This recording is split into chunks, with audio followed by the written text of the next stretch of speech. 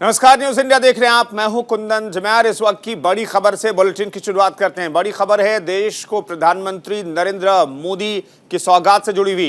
दरअसल नरेंद्र मोदी एक और बड़ी सौगात देने वाले हैं। दिल्ली मुंबई एक्सप्रेसवे का सोहना दौसा स्ट्रेच का आज उद्घाटन होगा। तैयार दरअसल ये स्ट्रेच हो गया है। पीएम मोदी सोहना दौसा खंड का आज उद्घाटन करेंगे। इस वक्त की बड़ी खबर आपको बता रहे हैं। अब दिल्ली से जयपुर का सफर महज 2 घंटे में पूरा हो जाएगा और इसी की कुछ तस्वीरें हम आपको दिखा रहे हैं। इस एक्सप्रेसवे के एक हिस्से का उद्घाटन आज प्रधानमंत्री नरेंद्र मोदी करेंगे। दिल्ली और मुंबई की हाई स्पीड रोड नेटवर्क से जोड़ने की परियोजना पर तेजी से काम चल रहा है।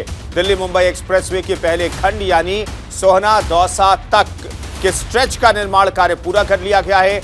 इससे अब यात्रियों का ट्रेवल टाइम कम होकर महज 2 घंटे रह जाएगा। प्रधानमंत्री नरेंद्र मोदी एक्सप्रेसवे के सोहना दौसा खंड का आज उद्घाटन करेंगे और अब यहां से सफर जो है बेहद आसान हो जाएगा।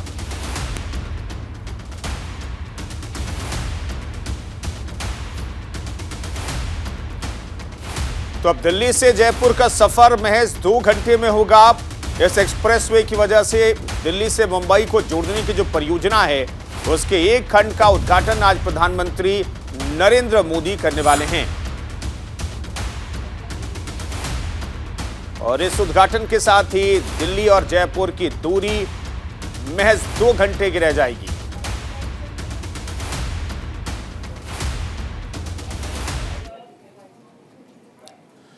तो प्रधानमंत्री नरेंद्र मोदी इसी एक्सप्रेसवे का आज उद्घाटन करने वाले हैं। दिल्ली से जयपुर की दूरी बहुत कम रह जाएगी। दिल्ली को मुंबई से जोड़ने की परियोजना के पहले खंड का उद्घाटन आज प्रधानमंत्री करने वाले हैं। दिल्ली से जयपुर का सफर 2 घंटे का अब सिर्फ रह जाएगा।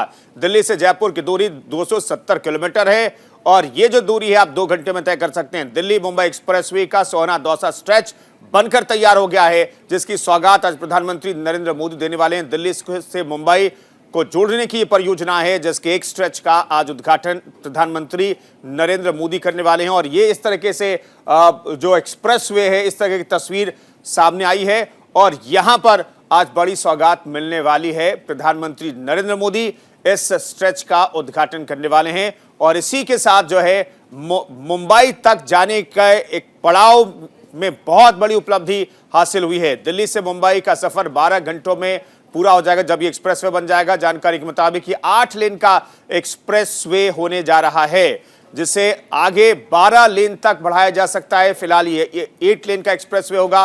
ये एक्सप्रेसवे दिल्ली से होते हुए हरियाणा राजस्थान के रास्ते जो है वो मुंबई महाराष्ट्र तक पहुंचेगा। मध्य प्रदेश और गुजरात के रास्ते महाराष्ट्र तक ये एक्सप्रेसवे पहुंचेगा जिसके लिए बहुत तेजी से काम चल रहा है और इसके एक स्ट्रेच यानी कि अभी यहां से जयपुर के बीच की जो दूरी है वो अब महज 2 घंटे में पूरी हो पाएगी। 270 किलोमीटर का जो सफर है आप महज 2 घंटे में पूरा कर लेंगे।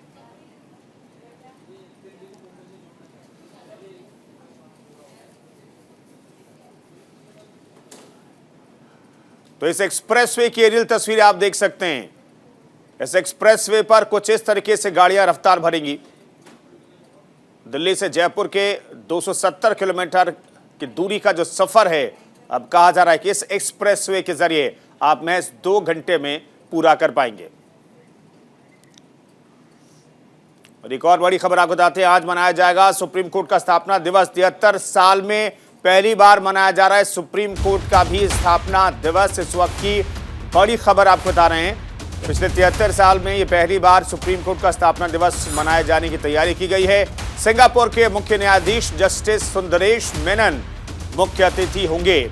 वकालत से जुड़ी देश विदेश की हस्तियां भी इस कार्यक्रम में शिरकत करने वाली हैं।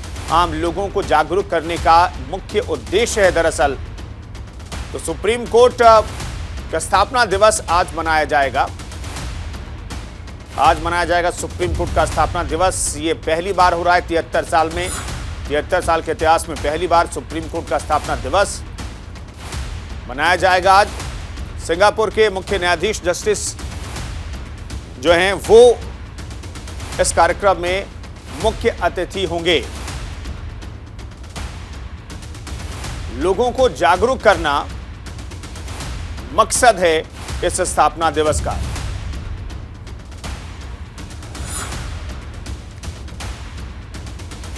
73 साल में पहली बार यह स्थापना दिवस मनाया जा रहा है, जिसकी तैयारियां की गई है। तो सुप्रीम कोर्ट का स्थापना दिवस आज मनाया जा रहा है। 73 साल में पहली बार ऐसा हुआ है कि स्थापना दिवस सुप्रीम कोर्ट की तरफ से भी मनाया जा रहा है। कार्यक्रम में सिंगापुर के मुख्य न्यायाधीश को आमंत्रित किया गया है। वकालत से जुड़ी हुई देश विदेश की तमाम हस्तियां इसमें शिरकत करने वाली हैं। 1 अक्टूबर 1937 में भारत में सबसे ऊंचे अपीलीय कोर्ट की नींव पड़ी थी। 26 जनवरी 1950 को सुप्रीम कोर्ट की घोषणा हुई और संविधान से इसकी मंजूरी मिली।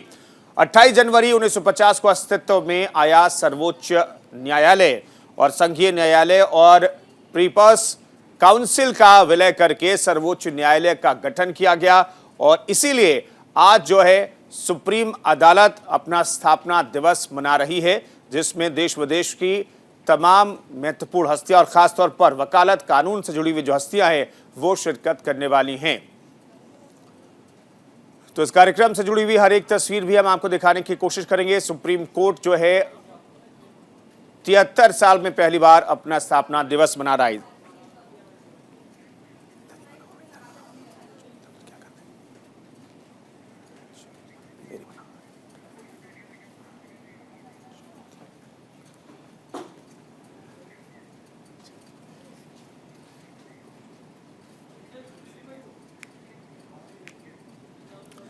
और एक बड़ी खबर आपको बताते हैं, केंद्रीय गृह मंत्री अमित शाह का झारखंड दौरा होने वाला है। देवघर में करेंगे मिशन 2024 का शंखनाद।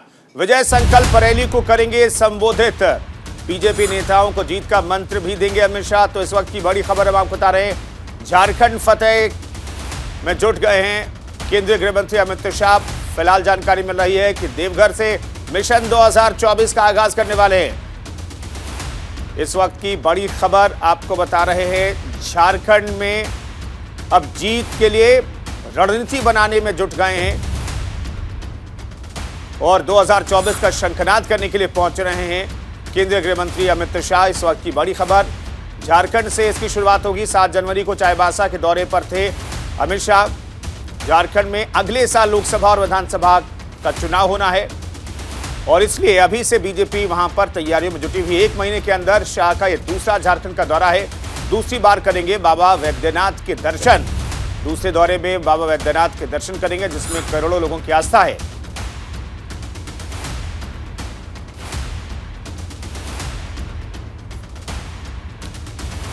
तो केंद्रीय गृह मंत्री अमित शाह झारखंड के दौरे पर जाने वाले और 1 महीने के अंदर ये उनका दूसरा दौरा होने वाला है। दरअसल 2024 में विधानसभा और लोकसभा के भी चुनाव होने। इफ्को नैनो फर्टिलाइजर प्लांट का उद्घाटन भी करेंगे केंद्रीय गृह मंत्री। बीजेपी की विजय संकल्प रैली को संबोधित करेंगे और यहां से चुनावी शंखनाद माना जा रहा है। शाम 4 बजे रामकृष्ण मिशन के शताब्दी समारोह में भी शिरकत करेंगे। साल 2019 में बीजेपी झारखंड में सत्ता से बाहर हो गई थी, लेकिन दोबारा सत्ता पर काबिज होने के लिए ये कवायद की जा रही है। तो बीजेपी के संथाल परगना में अच्छी खासी वोट बैंक की उम्मीद है, समर्थन की उम्मीद है। आगामी चुनावों को लेकर शाह का यह दौरा बेहद महत्वपूर्ण कहा जा रहा है, अहम कहा जा रहा है। इफ्को नैनो फर्टिलाइजर प्लांट का उद्घाटन भी करेंगे केंद्रीय गृह मंत्री, जिस पर सभी की नजरें लगी हुई हैं। तो केंद्रीय गृह मंत्री और बीजेपी के चाणक्य कहे जाने वाले अमित शाह जब झारखंड के दौरे पर दूसरी बार पिछले 1 महीने में पहुंच रहे हैं, तो कहा जा रहा है कि यह बहुत महत्वपूर्ण है बीजेपी के लिहाज से।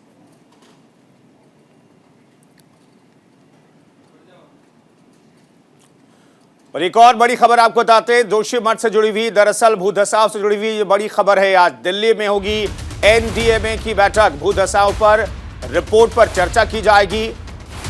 प्रभावितों के पुनर्वास पर भी बातचीत होगी, विकल्पों पर बातचीत होगी। जोशीमठ का अध्ययन कर रहे वैज्ञानिक भी इस बैठक में शामिल होंगे। जोशीमठ भूधसाव के अध्ययन समाधान को लेकर एनडीएमए की बैठक दिल्ली में होने जा रही है। इस बैठक में वर्चुअल माध्यम से प्रदेश के मुख्य सचिव डॉक्टर एस संधू, सचिव आपदा प्रबंधन डॉक्टर रंजीत सिन्हा के अलावा जोशीमठ का अध्ययन कर रहे वैज्ञानिकों के प्रतिनिधि भी शामिल होंगे। जोशीमठ भूधसाव के कारणों निवारण को लेकर एनडीएमए ने यह बैठक बुलाई है, जिसमें सभी संस्थानों के प्रतिनिधि वैज्ञानिक भी शामिल होंगे। सूत्रों के मुताबिक बैठक में जोशीमठ आपदा प्रभावितों के पुनर्वास को बनाए गए 3 विकल्पों पर अहम चर्चा हो सकती है। वहीं जोशीमठ भूधसाव पर आई रिपोर्ट पर भी चर्चा होने की संभावना है। उधर राज्य के अधिकारियों का कहना है कि इस महीने के आखिर तक जोशीमठ पर वैज्ञानिकों की विस्तृत रिपोर्ट एनडीएमए के माध्यम से राज्य को मिल सकती है।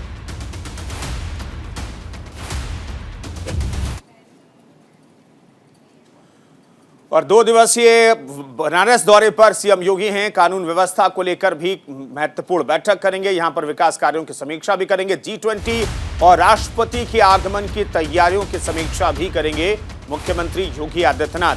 काल भैरव और काशी विश्वनाथ मंदिर में पूजा अर्चना भी करेंगे। वाराणसी में चल रही परियोजनाओं की जानकारी भी मुख्यमंत्री लेंगे। फार्मास्यूटिकल सेमिनार का भी उद्घाटन करेंगे मुख्यमंत्री योगी आदित्यनाथ। तो आज मुख्यमंत्री योगी आदित्यनाथ के व्यस्तम कार्यक्रम हैं। बनारस में कानून व्यवस्था से लेकर के विकास परियोजनाओं की भी समीक्षा करेंगे मुख्यमंत्री योगी आदित्यनाथ। कानून व्यवस्था की समीक्षा भी करेंगे। जो तमाम परियोजनाएं बनारस और आसपास के जिलों में चल रही उन तमाम परियोजनाओं के बारे में भी जानकारी मुख्यमंत्री लेंगे। मुख्यमंत्री योगी आदित्यनाथ जब बनारस पहुंचते हैं तो बनारस में चल रहे तमाम परियोजनाओं के बारे में विस्तृत जानकारी लेते हैं अधिकारियों से।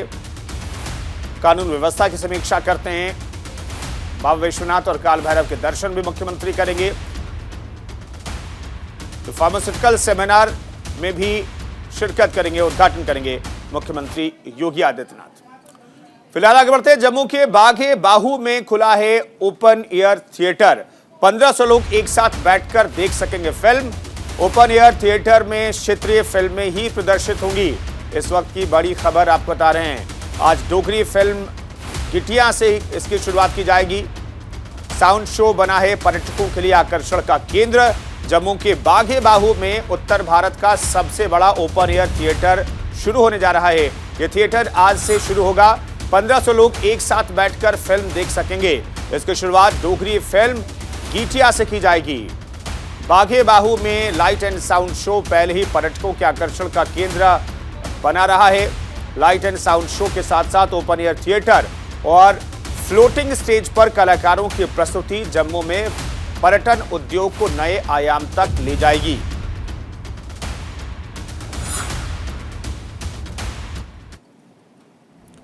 तो ये कुछ इस तरह की तस्वीर होगी। डोगरा फिल्म के साथ आज की शुरुआत होगी।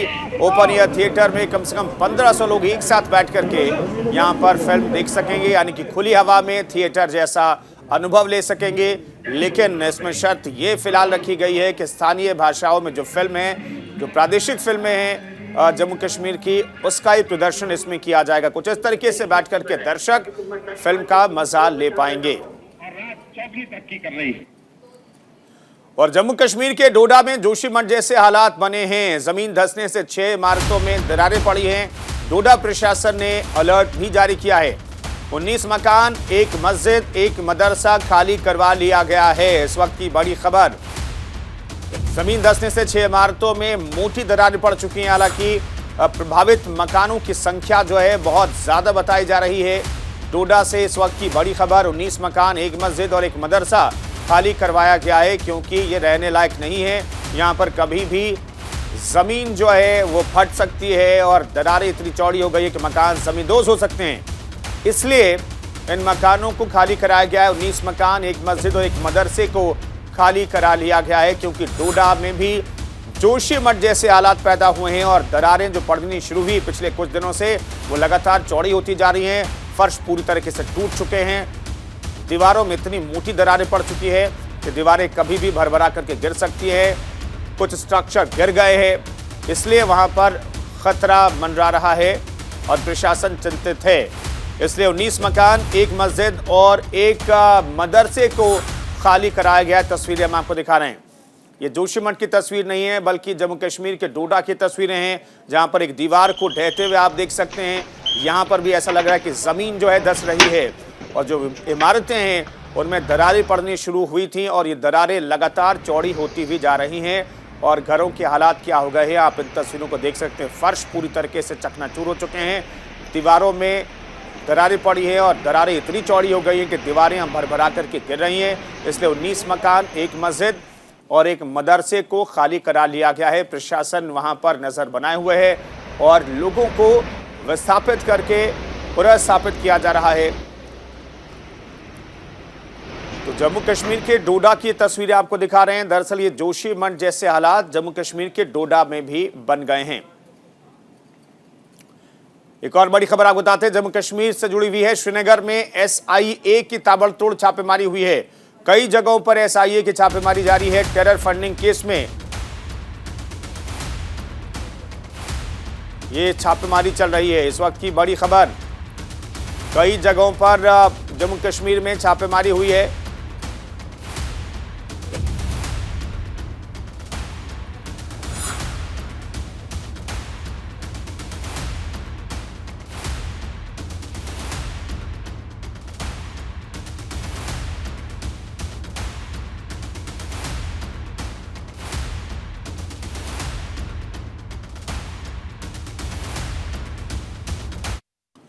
एक और बड़ी खबर आपको दिखाते हैं। अमेरिका के ऊपर दिखा है चीन का जासूसी बलून। चीन के जासूसी गुब्बारे से अमेरिका में खौफ है। विदेश मंत्री एंटनी ब्लिंकन ने टाला है बीजिंग दौरा। इस वक्त की बड़ी खबर आपको बता रहे हैं। पेंटागन का दावा है कि चीन ने जासूसी के लिए यह बलून को भेजा है। 3 बसों जितना बड़ा यह स्पाई बलून बताया जा रहा है। अमेरिका के आरोपों से हालांकि चीन बौखला गया है। यह स्पाई बलून बताया जा रहा है। ये तस्वीरें हम आपको दिखा रहे हैं। अमेरिका के ऊपर दिखा है चीन का जासूसी बलून और इसलिए अमेरिकी विदेश मंत्री एंटनी ब्लिंकन ने बीजिंग का दौरा जो है वो टाल दिया है। कितना बड़ा बलून है आप देख सकते हैं। कहा जा रहा है कि स्पाई बलून है जो चीन के तरफ से छोड़ा गया है और अमेरिका के ऊपर ये बलून मंडरा रहा था, जिससे अमेरिका जो है गुस्से में है और जो अमेरिका ने आरोप लगाए जासूसी के, उससे चीन भी बौखला गया है। विदेश मंत्री एंटनी ब्लिंकन ने अपना बीजिंग दौरा भी टाल दिया है। पेंटागन का दावा है कि चीन ने जासूसी के लिए ये बलून भेजा है। ये 3 बसों जितना बड़ा ये बलून बताया जा रहा है। अमेरिका के आरोपों से हालांकि चीन बौखला गया है। अमेरिका के ऊपर दिखा है चीन का जासूसी बलून। अमेरिका के ऊपर दिखने के बाद आरोप प्रत्यारोप का दौर शुरू हो गया है। और मेक इन इंडिया के तहत देश को जल्द मिलेगा एमटीए। एयरफोर्स बनाएगी मीडियम ट्रांसपोर्ट एयरक्राफ्ट। रक्षा क्षेत्र में बड़े पैमाने पर बदलाव की शुरुआत है। एमटीए से 18 से 30 टन कार्गो ले जाने की क्षमता होगी। एमटीए में कई भूमिकाओं के लिए किया जाएगा एमटीए का उपयोग। इस वक्त की बड़ी खबर, मेक इन इंडिया के तहत देश को जल्द मिलेगा एमटीए। कई भूमिकाओं के लिए इसका इस्तेमाल किया जाएगा। मेक इन इंडिया के तहत देश को जल्द मिलने वाला है एमटीए। एयरफोर्स बनाएगी medium transport aircraft. Medium transport aircraft के क्षेत्र में भी अब भारत आत्मनिर्भरता की ओर बढ़ता हुआ जा रहा है।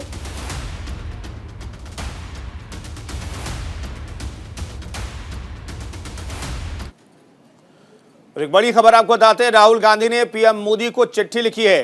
कश्मीरी पंडितों की सुरक्षा की मांग की गई है। इसमें कश्मीरी पंडितों ने मुझसे अपने दुखद हालात बताए। ये कहा है राहुल गांधी ने चिट्ठी में। अपने भारत जोड़ो यात्रा के बाद अब कश्मीरी पंडितों का दर्द जो है उठाने की वो कोशिश कर रहे हैं राहुल गांधी। कांग्रेस नेता राहुल गांधी ने प्रधानमंत्री नरेंद्र मोदी को चिट्ठी लिखी है। चिट्ठी में लिखा है कि प्रधानमंत्री जी, भारत जोड़ो यात्रा के दौरान कश्मीरी पंडितों के प्रतिनिधिमंडल ने मुझसे मिलकर अपने दुखद हालात बयां किए। आतंकियों की टारगेटेड किलिंग के शिकार कश्मीरी पंडितों को बिना सुरक्षा गारंटी घाटी में जाने के लिए विवश करना निर्दयी कदम है। आशा है आप इस विषय में उचित कदम उठाएंगे। ये आखिर में राहुल गांधी ने लिखा है प्रधानमंत्री को लिखी चिट्ठी में।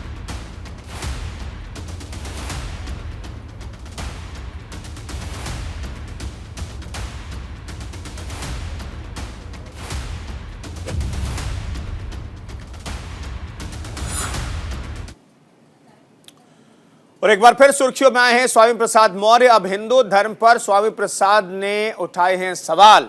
हिंदू धर्म और धर्मावलंबियों को अपमानित करता है, ये कहा है स्वामी प्रसाद मौर्य ने।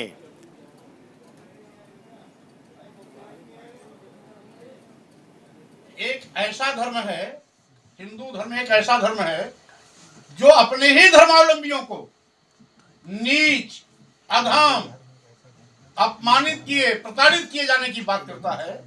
ऐसा किसी और धर्म में नहीं है जो अपने ही धर्मावलंबियों को नीचा दिखाए।